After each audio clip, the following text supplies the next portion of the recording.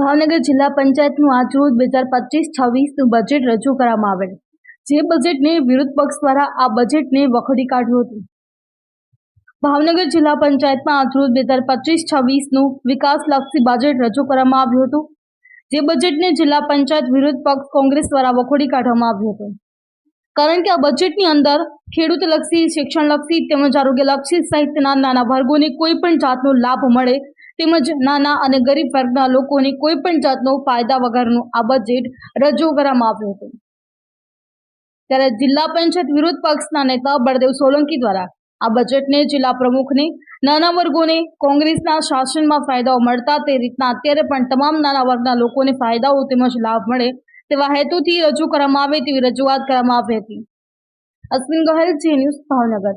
બળદેવ સોલંકી, નેતા વિરોધ પક્ષ, જિલ્લા પંચાયત ભાવનગર.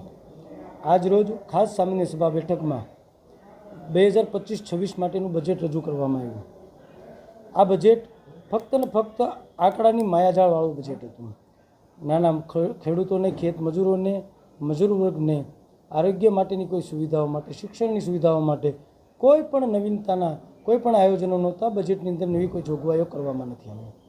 જે રીતે 1197 કરોડ એટલે કે 11 અબજ 97 કરોડનું જે બજેટ, આ આંકડાનું બજેટ છે.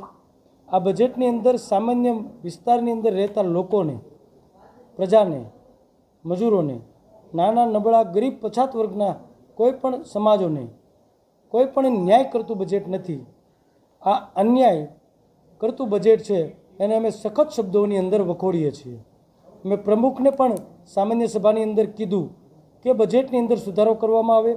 કોંગ્રેસના શાસનની અંદર 2015ની અંદર જે બજેટ રજૂ કરવામાં આવેલા એ બજેટોની અંદર નાના નબળા, સીમાંત તેમજ તમામ દબાયેલા કચડાયેલા વર્ગોને આવરી લેતું બજેટ હતું. પરંતુ આજે બજેટ ભારતીય જનતા પાર્ટીના શાસને 2025-26 માટે રજૂ કર્યું છે એ તદ્દન રીતે માન્ય ન ગણી શકાય, સ્વીકારાય નહીં.